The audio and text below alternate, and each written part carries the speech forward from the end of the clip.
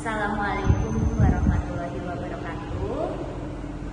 Perkenalkan, nama saya Bibi Yohana Okta Ayu Tias. Saya adalah dosen di Prodi D3 Kebidanan Stikes Bina Cipta Husada Purwokerto. Saya mengajar sejak tahun 2019. Saya juga diamanahi sebagai pembantu ketua 3 bidang kemahasiswaan Stikes Bina Cipta Husada Purwokerto sejak tahun 2022. Di Prodi D3 Kebidanan, saya mengajar pada rumpun ilmu asuhan kebidanan nifas dan asuhan kebidanan kehamilan.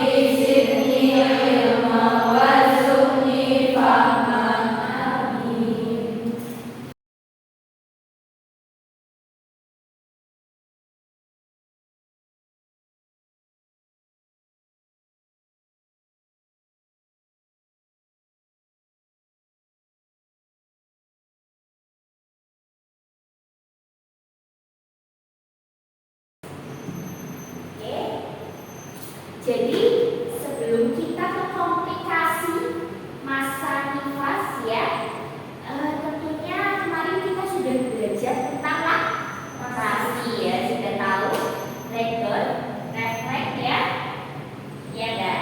Kemarin kan sudah. Kemudian kita mengingat kembali apa itu manfaat ASI eksklusif. Yang pertama manfaatnya apa?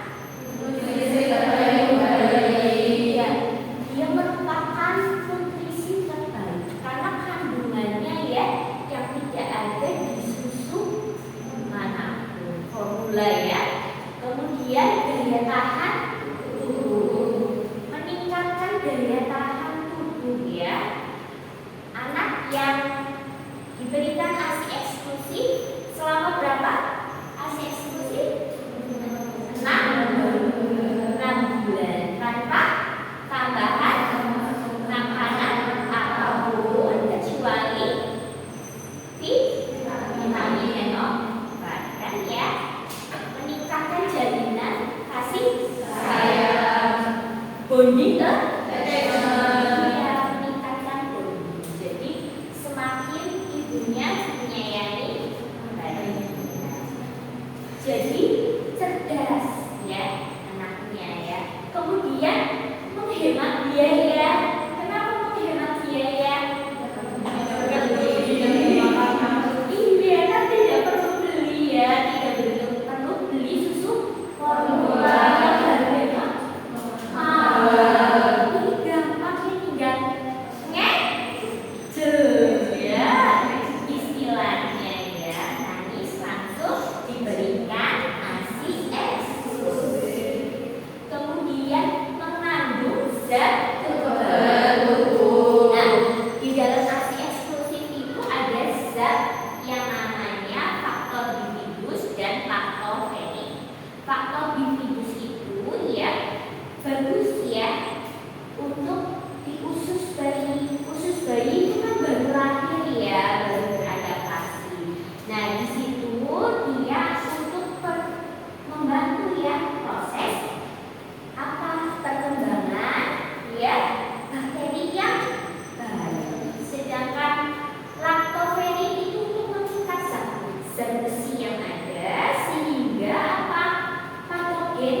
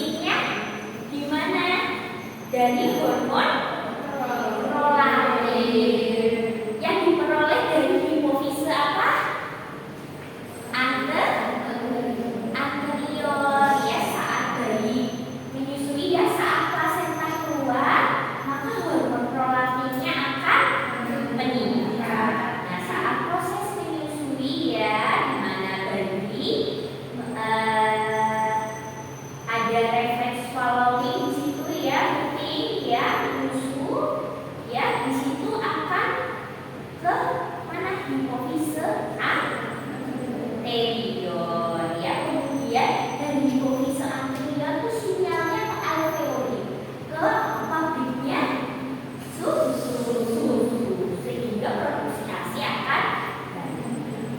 Kemudian kalau pengeluaran ASI ya, saat menyusui itu ya oksitosinnya akan meningkat. Kalau oksitosin di hipofise apa? Posterior ya, di hipofise posterior. Kemudian selain itu juga pemeliharaan ASI-nya ini ya. Karena apa? Kalau tidak dipelihara maka akan terjadilah tadi ya bendungan ASI, sehingga harus pelihara sampai 6 bulan ya, sehingga ASI eksklusifnya itu tercapai. Nah, komplikasinya ya yang pertama bendungan ASI. Kalau ketemu ibu nifas ya, kalian itu bisa melihat ya apakah ibu nifas ini ada keluhan ya, keluhan di payudara atau di reproduksinya ya. Kalau di payudara juga bisa menyebabkan demam pada ibu.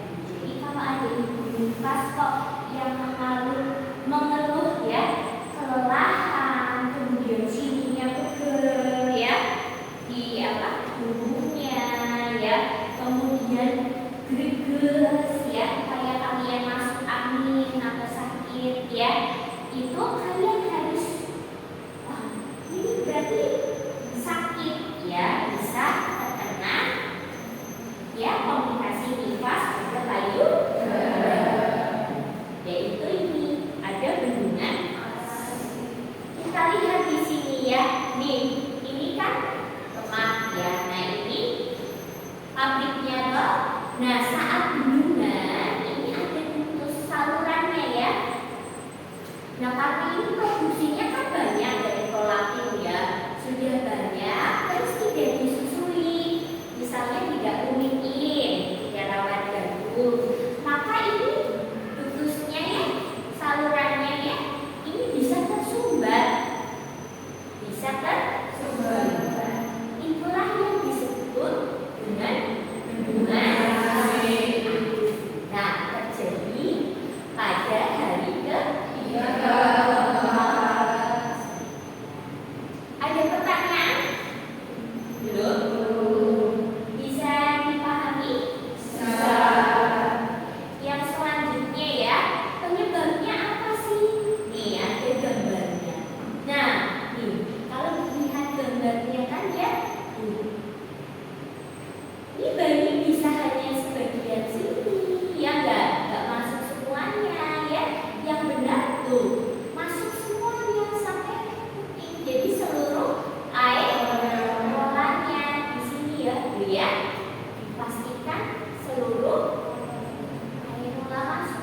Kan bisa saja bayi itu sini atau puting sampai putingnya misalnya gepeng, itu bisa terjadi. Jadi dia menyot, tapi air susunya tidak keluar. Karena tidak keluar tadi, maka di bungkusnya ada terhambat gitu ya. Karena nggak dikeluarkan, jadinya mampet salurannya. Disebut bendungan ya. Posisi mulut bayi tadi udah Ibu jelaskan. Kemudian putingnya ibu gepeng ya, atau juga putingnya ibu itu tegelan, puting susunan. Kemudian produksi ASI berlebih ya, prolaktinnya banyak, galak prostat ya. Kemudian terlambat menyusui, misalnya ada pekerja ya, ibu bekerja ya, dia terlambat pagi karena menyusui itu seharusnya secara ongoing, secara semalam hari atau minimal setiap 2 jam.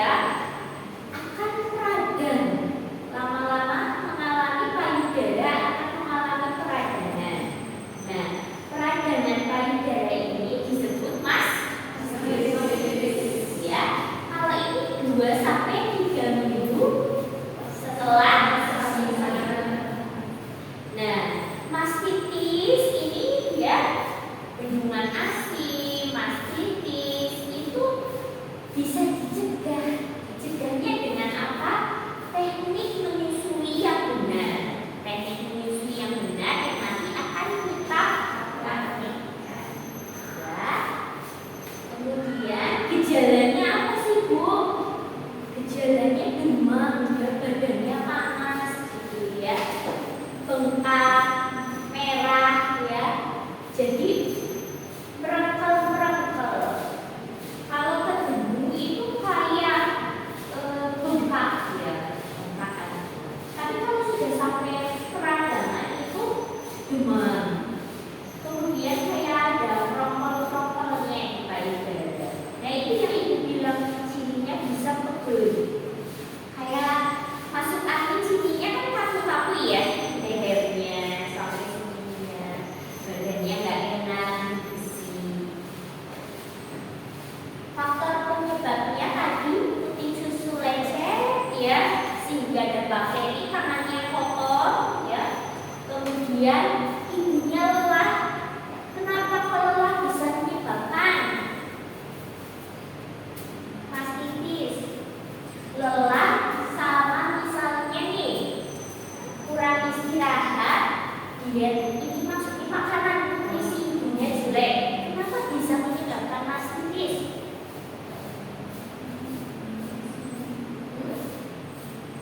Daya iya, ketika daya tahan tubuh ibu jelek ya, sudah ya gampang.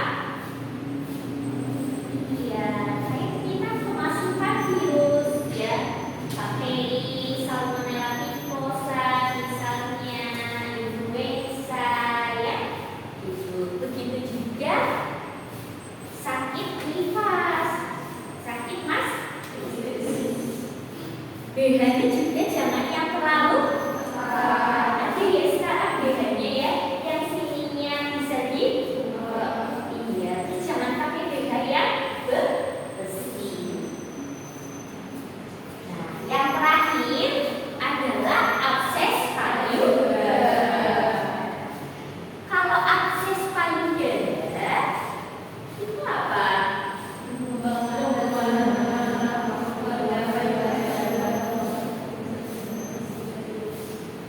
Ya. Iya. Ada nak. Iya, sampai ada namanya kayak bisulan. Ya. Jadi bisa bisul tapi di payudara.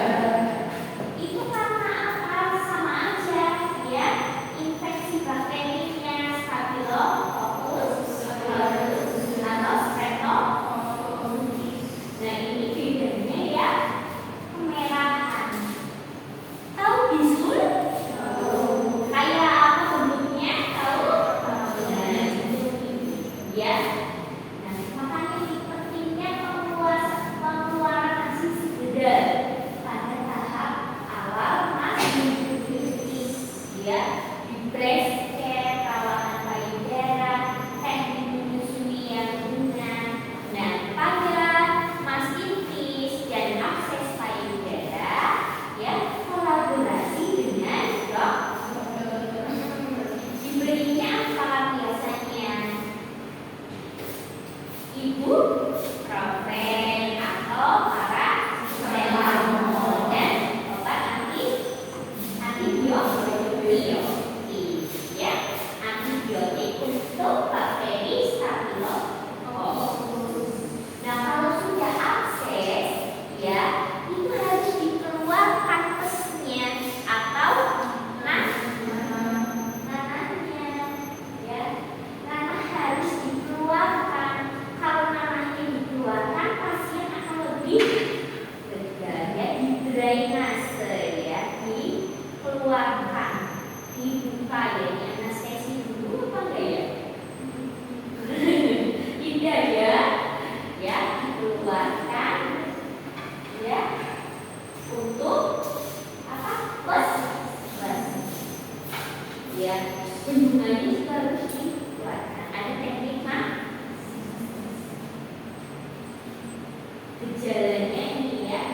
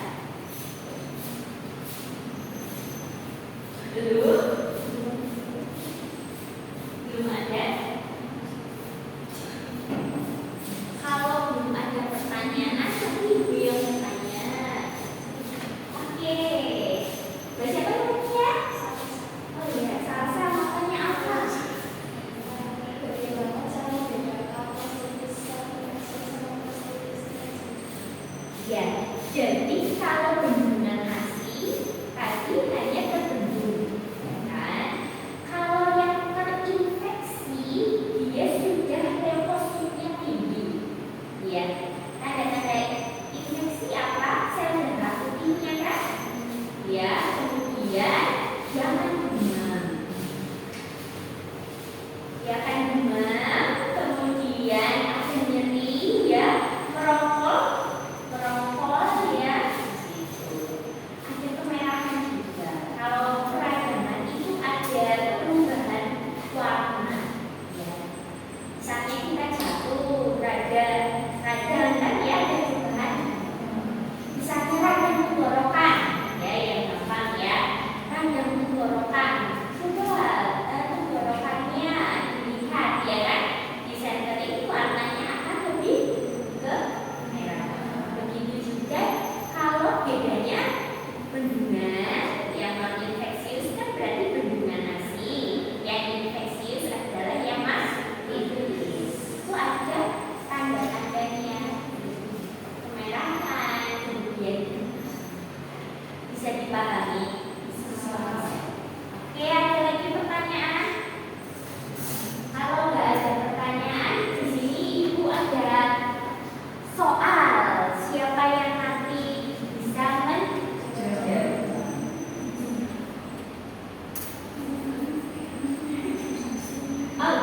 Udah. Silakan coba. Namanya Ataya ya, Ataya bendungan ASI. Betul nggak? Betul. Applause buat Ataya. Oke. Yang selanjutnya, ya, demikian ya tadi untuk teori bendungan ASI, masitis dan apa kesimpulannya pada hari ini?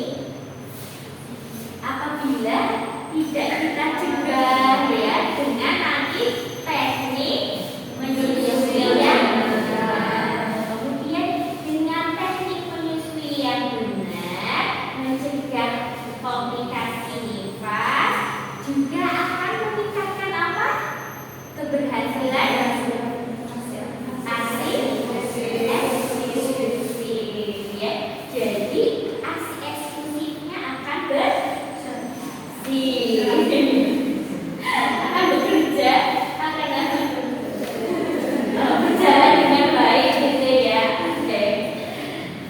Itu ya yang dapat ibu sampaikan untuk teorinya. Kemudian silakan kita akan persiapkan untuk pembelajaran praktikum teknik menyusui yang benar. Ya. Bismillahirrahmanirrahim. Perkenalkan, nama saya Fida Dewi ya, yang bertugas pada siang hari ini. Pada hari ini ya, silakan sampaikan tujuan dan maksud dari ya tindakan yang akan dilakukan ya.